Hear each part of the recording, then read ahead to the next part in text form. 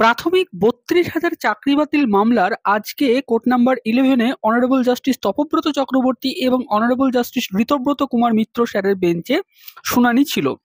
তো আজকের এই শুনানিতে কি আপডেট উঠে আসলো, আজকে কাদের পক্ষের আইনজীবীরা কি জানালেন, মহামান্য বিচারপতি কি মন্তব্য করলেন এবং পরবর্তী শুনানি কবে রয়েছে, সমস্ত বিষয়ে ডিটেলসে আজকের এই ভিডিওতে আলোচনা করব।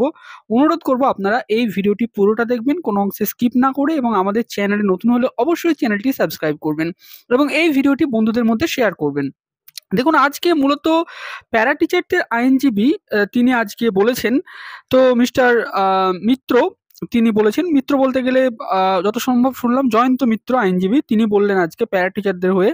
তো তিনি যেটা প্রথমেই বললেন যে টোটাল ভ্যাকান্সি ছিল ৪২,৯৪৯, যার মধ্যে 10% প্যারা টিচারদের জন্য রিজার্ভ থাকে এবং ৪,২৯৫টি ভ্যাকান্সি প্যারা টিচারদের জন্য ছিল, যার মধ্যে ৩,২০৫ জন অ্যাপয়েন্টেড হয়েছেন প্যারা টিচার।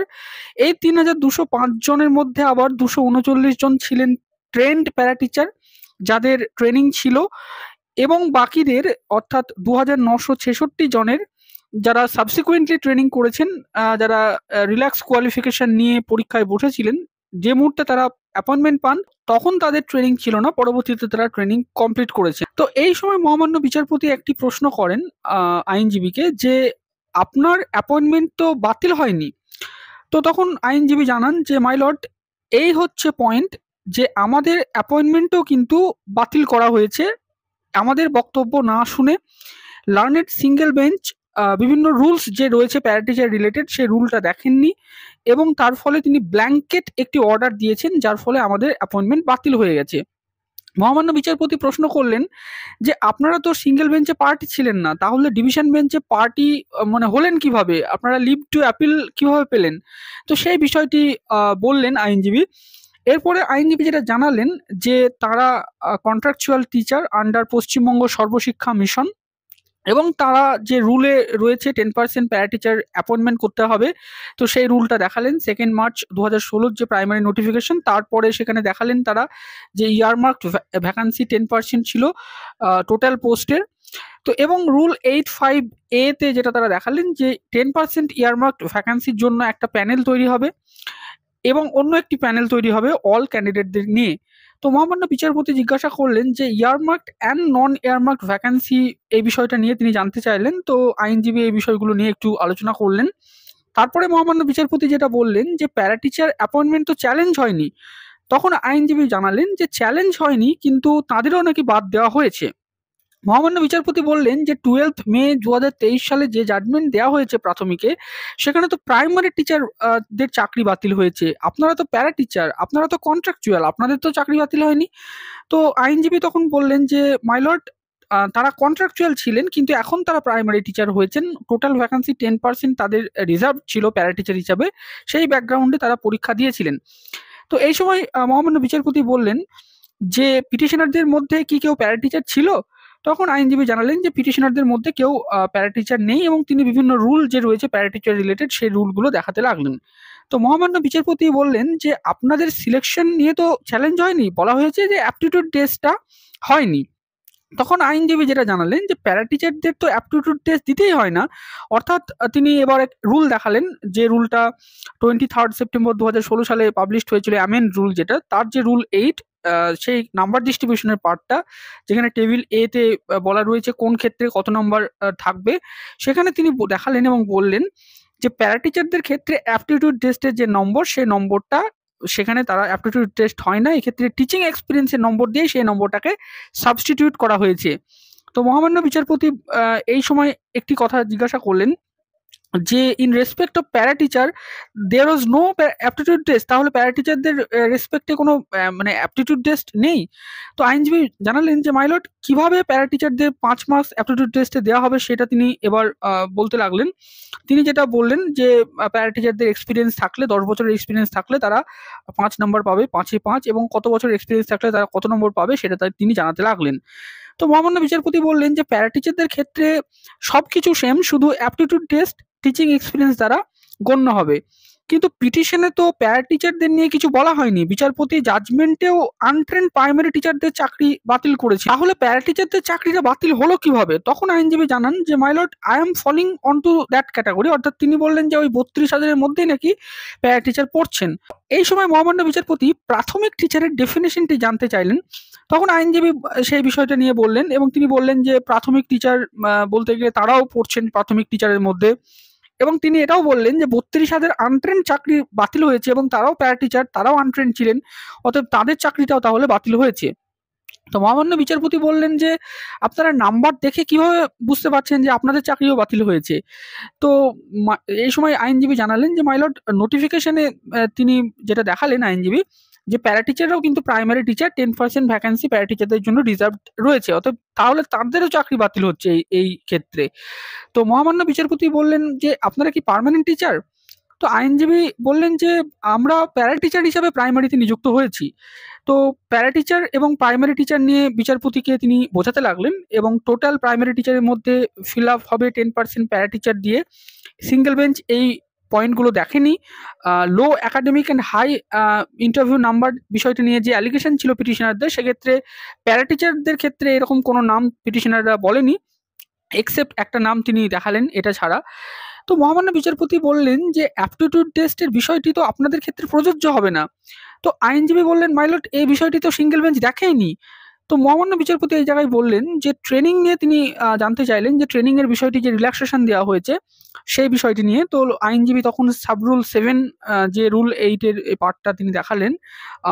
তো এই সময় মহামান্য বিচারপতি তিনি গভর্নমেন্টের যে মেমো নাম্বার দেওয়া যে রিল্যাক্সেশনের যে বিষয়টি সেটি তিনি দেখতে চাইলেন, যেখানে রিল্যাক্সেশন দেওয়া হয়েছিল এবং বলা হয়েছিল অ্যাপয়েন্টমেন্টের 2 বছরের মধ্যে ট্রেনিং করে নিতে হবে এই পার্টটি। তো আইনজীবী এই বিষয়গুলো বলার পরে এবার প্রসিডিওর অফ সিলেকশনের যে পার্টটি সেটি তিনি বলতে লাগলেন যে দুটো প্যানেল হবে, একটা হচ্ছে ট্রেন্ড প্যানেল এবং আরেকটি হবে আনট্রেন্ড প্যানেল, এবং আগে ট্রেন্ড প্রার্থীরা চাকরি পাবে, তারপরে আনট্রেন্ড প্রার্থীদেরকে নিয়োগ করা হবে এই বিষয়টি। এবং তারপরে তিনি যে রিল্যাক্স কোয়ালিফিকেশন এমএইচআইডির যে বিষয়টা সেটা বললেন। তো এরপরে আইনজীবী যেটা বললেন যে প্রত্যেকটি প্রার্থী তার যে ক্যাটাগরির মধ্যে পড়ছে প্যারা টিচারের, তারা 2 বছরের মধ্যে রিল্যাক্স কোয়ালিফিকেশন নিয়ে তারা চাকরি পেয়েছিলেন এবং পরবর্তীতে তারা সাবসিকুয়েন্টলি ট্রেনিং করেছেন। তো কোর্ট ক্লিয়ার বলেনি যে তাদেরও নাকি চাকরি বাতিল হয়েছে, এই বিষয়টা বলেনি, তার ফলে তারা অন্ধকারে রয়েছেন। এটা ছেলে খেলা নয়। Court should have been ইন্ট্রোস্পেক্টিভ, should careful. সকালে উঠে তারা দেখলেন যে তাদের চাকরি চলে গেছে, এটা হতে পারে না, এই বিষয়গুলো আইনজীবী বলার চেষ্টা করেন। তো মহামান্য বিচারপতি বললেন যে আপনারা যখন অ্যাপিল করেছিলেন তখন বলেননি কেন যে আপনারা এই জাজমেন্টের আওতায় পড়ছেন না?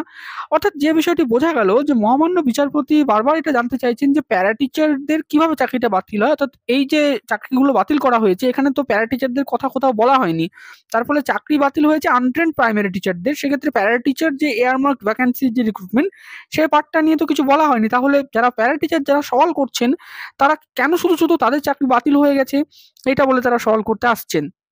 তো এই সময় আইনজীবী এরপরে যেটা বলতে লাগলেন যে গ্রস ইল্লিগালিটি জাজমেন্টে যে বিষয়গুলো বলা হয়েছে তো সেই বিষয়টা নিয়ে তিনি বলতে লাগলেন, যে চাকরি নাকি বিক্রি হয়েছে, এই সমস্ত পার্টগুলো নিয়ে সিবিআই ইনভেস্টিগেশন চলছে, রিক্রুটমেন্ট স্ক্যাম হয়েছে। তো এই সমস্ত অবজারভেশনের ক্ষেত্রে তিনি বলেন আইনজীবী যে এগুলো বেসিস অফ মিডিয়া রিপোর্টের ভিত্তিতে বিচারপতি বলেছেন, এবং তিনি সবথেকে গুরুত্বপূর্ণ আইনজীবী যেটা জানান যে it is absolutely necessary that the grain should have been separated from the chaff, অর্থাৎ চাল থেকে কাঁকড় আলাদা করার উচিত ছিল সিঙ্গেল বেঞ্চের। এই চাল থেকে কাঁকড় আলাদা করার প্রসঙ্গটি আবার আনলেন আইনজীবী, যে তিনি অর্থাৎ সিঙ্গেল বেঞ্চ যে বিভিন্ন উদাহরণ দিয়েছে যে এই প্রার্থীর লো একাডেমিক বেশি ইন্টারভিউ নম্বর পেয়েছে বা কেউ হয়তো লো কাট অফ নম্বর পেয়েছে, তো এগুলোর ক্ষেত্রে যদি সিঙ্গেল বেঞ্চের বিচারপতি কিছু দুর্নীতি পেয়ে থাকতেন তাহলে চাল থেকে কাঁকড় তিনি আলাদা করলেন না কেন, তিনি পুরো প্যানেলটা কেন বাতিল করলেন 32,000-এর, এই বিষয়টা কিন্তু আইনজীবী তুলে ধরলেন এবং তারপরে তিনি কিছু জাজমেন্ট সাইট করলেন, বিশেষ করে 1957 সালে লন্ডনের একটি জাজমেন্ট। তো এরপরে প্যারা টিচারদের হয়ে সুবেশ সান্যাল বাবু আইনজীবী তিনি কিন্তু বলতে উঠলেন।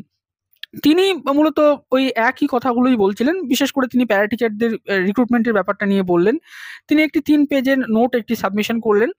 তো মহামান্য বিচারপতি আইনজীবী সান্যালকে জিজ্ঞাসা করলেন যে প্যারা টিচাররা কিভাবে ভাবছে যে তাদের চাকরি বাতিল হয়ে গেছে। তো এই সময় মিস্টার সান্যাল জানালেন যে মাই লর্ড, টোটাল ভ্যাকান্সি ৪২,৯৪৯। এর মধ্যে প্যারা টিচারদের ভ্যাকান্সি ছিল ৪,২৯৫। তো ১০,০০০ ট্রেনিং প্রার্থী অলরেডি রিক্রুটমেন্ট পেয়েছিল এই ৪২,৯৪৯-এর মধ্যে। তো সেই প্রার্থীদেরকে কিন্তু মহামান্য সিঙ্গেল বেঞ্চ বাতিল করেনি বা তাদের চাকরি নিয়ে কোনো রকম কোনো কিছু বলেনি। চাকরি বাতিল করে হয়েছিল ৩২,০০০ প্রার্থীর। তাহলে এই ৩২,০০০ প্রার্থীর মধ্যে তো প্যারা টিচাররাও রয়েছে যারা আনট্রেন্ড।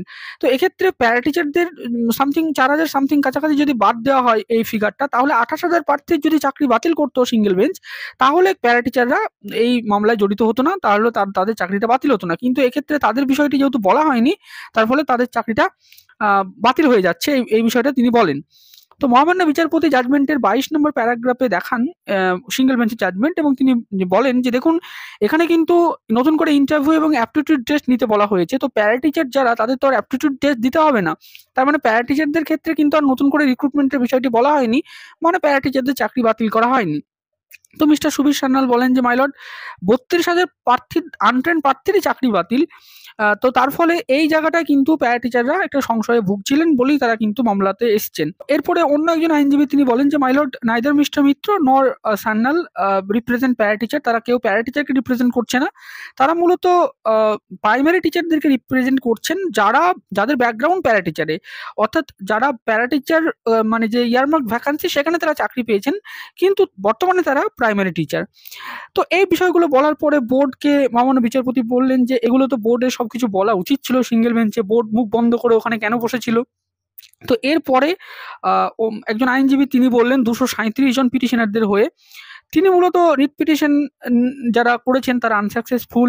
তারা ৫ বছর পরে কেন মামলা করেছেন, তারা বলছেন এই মামলাটিকে পিআইএল হিসাবে। তাহলে সিঙ্গেল বেঞ্চ কেন এই পিআইএলটা শুনলো? পিআইএল শোনার তো এখতিয়ার সিঙ্গেল বেঞ্চের নেই। এবং এই যে মামলাগুলো সেগুলো ডিলে করে করা হয়েছে, এবং এই যে পিটিশনারদের অ্যাপ্রোচ সেটা টোটালি ইলিগাল। সিঙ্গেল বেঞ্চে তারা পার্টি ছিল না। পিটিশনাররা সিলেকশনে পার্টিসিপেট করে তাদের আর কোনো লিগাল রাইট জন্মাবে না, তারা পিআইএল করবে। অন্য কোনো পার্টি এসে পিআইএল করতে পারতো, এবং যারা পার্টি নয় তাদের বিরুদ্ধে যদি কোনো রায় হয়, তাহলে সুপ্রিম কোর্ট একাধিক জাজমেন্টে বলেছে সেই জাজমেন্টটা বাতিল হয়ে যায়। এবং কোর্ট তাদের বলেনি যে তারা অন্যায় করেছেন, অতএব তাদের কেন চাকরি বাতিল হবে। এবং তারা মালদা জেলা থেকে রিপ্রেজেন্ট করছেন, এবং মালদা জেলার কোনো ইন্টারভিউয়ারকে মহামান্য সিঙ্গেল বেঞ্চের বিচারপতি প্রশ্ন করেননি বা ডাকেননি যে অ্যাপটিটিউড টেস্ট হয়েছে কি হয়নি। তো এই বিষয়গুলো তিনি বললেন, এবং তিনি বললেন এক্ষেত্রে তাদের চাকরি বাতিলের জন্য আর্টিকেল 21 ভায়োলেট হচ্ছে। তো এরপরে এমএটি 1109 এর পক্ষে একজন আইনজীবী বললেন, মূলত তিনি এক্সাম্পটেড ক্যাটাগরির প্রার্থীদের হয়ে বললেন, যারা ল্যান্ড লুজার, যারা ফ্রিডম ফাইটারের ক্যাটাগরি থেকে চাকরি পেয়েছেন। তিনি যেটা জানালেন যে এই যে রিক্রুটমেন্টে বাতিল করা হয়েছে ৩২,০০০ চাকরি, সেক্ষেত্রে তাদের চাকরি বাতিল হওয়ার কোনো গ্রাউন্ড নেই। তার কারণ তারা এক্সাম্পটেড ক্যাটাগরিতে চাকরি পেয়েছেন। তাদের যে ভ্যাকান্সি, সেই ভ্যাকান্সির থেকে কম প্রার্থী অ্যাপ্লাই করেছিল। তাদের অ্যাপটিটিউড টেস্ট হলো আর না হলো কোনো কিছুই যায় আসে না। তার কারণ তাদের মানে ক্যান্ডিডেটই নেই যত ভ্যাকান্সি রয়েছে। অতএব তাদেরকে যে নতুন করে আবার ইন্টারভিউ অ্যাপটিটিউড টেস্ট দিতে বলা হচ্ছে, এটা মানে একদম মিনিংলেস। তার কারণ ফিউটাইল এক্সারসাইজ হবে তাহলে এটা। তার কারণ তারা আবার ঘুরে ফিরে চাকরি পাবেন। অতএব তাদের বিষয়টাকে মহামান্য বিচারপতিরা যাতে কনসিডার করে, তো এটা তিনি বললেন। এরপরে একদম শেষের দিকে আইনজীবী প্রতীক ধর তিনি ম্যাট 1322 অফ 2023 তে তিনি মূলত বলতে ওঠেন। তিনি যেটা প্রথমেই বলতে চাইছিলেন যে এনআইওএস ডিএলএড এর একটা জাজমেন্ট, যেটি বর্তমান ভারতের প্রধান বিচারপতি যিনি রয়েছেন তাঁর বেঞ্চ থেকে যেটি দেওয়া হয়েছিল, তো সেই জাজমেন্টটি নিয়ে তিনি বলতে লাগলেন। তো মহামান্য বিচারপতি এই জায়গায় বারবার জিজ্ঞাসা করছিলেন আইনজীবী প্রতীক ধরকে যে এই জাজমেন্টটা কি ক্ষেত্রে রিলেভেন্ট এই রিক্রুটমেন্টের সাথে, এটা তো এনআইওএস রিলেটেড জাজমেন্ট। তো আইনজীবী প্রতীক ধর তিনি বললেন যে এই জায়গাটায় এই জাজমেন্টটা খুবই গুরুত্বপূর্ণ বলার জন্য। তো এই জায়গায় আজকে মোটামুটি এতটুকু শুনানি হওয়ার পর প্রতীক ধর বাবু তিনি কিছু বলতে চাইছিলেন, কিন্তু সময়টা শেষ হলো। তার জন্য মহামান্য বিচারপতি আজকে আর এই মামলাটি শুনলেন না। তিনি এই মামলাটিকে ফার্দার হিয়ারিং এর জন্য 14 জুলাই রাখলেন দুপুর 2টোর সময়। সেক্ষেত্রে আইনজীবী প্রতীক ধর তিনি আজকে বলতে পারলেন না, মানে সেদিনকে তিনি বলবেন এমনটাই তিনি জানালেন আজকে। তো এরপরে মহামান্য বিচারপতি চাইছেন যে সেই দিনকে যাতে যারা অ্যাপেলেন্টস রয়েছে, অর্থাৎ যারা সিঙ্গেল বেঞ্চের রায়কে চ্যালেঞ্জ করে ডিভিশন বেঞ্চে এসছে তাদের যে বক্তব্য সেটা যাতে করে শেষ হয় এবং তিনি যাতে করে এবার অরিজিনাল যারা রিট পিটিশনার তাদের বক্তব্য তিনি যাতে করে শুনতে পারেন সেটা তিনি চাইছেন। বিশেষ করে যারা অ্যাডিশন অফ পার্টি অ্যাপ্লিকেশন করে হয়েছেন তাদের পক্ষের আইনজীবী বিকাশ রঞ্জন ভট্টাচার্য বলবেন, এমনটাই জানালেন আইনজীবী ফিরদৌস শামীম। তো সেক্ষেত্রে কিছু আপত্তি আসছিল যে অ্যাডিশন অফ পার্টি করে কেন তাদেরকে নেওয়া হচ্ছে। সেক্ষেত্রে মহামান্য বিচারপতি বললেন যে না, অ্যাডিশন অফ পার্টি করে বিকাশ রঞ্জন ভট্টাচার্যের বক্তব্য তিনি শুনবেন এবং রিট পিটিশনারদের হয়ে আইনজীবী সৌম্য মজুমদার তিনি বলবেন, এমনটাও জানা গেল। তো তার ফলে পরের দিনকে হিয়ারিং এ থেকে আমরা আবার জানতে পারবো যে এবার পিটিশনারদের অরিজিনাল রিট পিটিশনারদের হয়ে কবে আইনজীবী বিকাশ রঞ্জন ভট্টাচার্য এবং আইনজীবী সৌম্য মজুমদার এরা বলবেন। তো মোটামুটিভাবে আজকে প্রাথমিকের হিয়ারিংটা এমনভাবেই শেষ হলো। আজকের ভিডিওটি এই পর্যন্ত। ভিডিওটি শেষ অবধি দেখার জন্য আপনাদের সকলকে জানাই অসংখ্য ধন্যবাদ।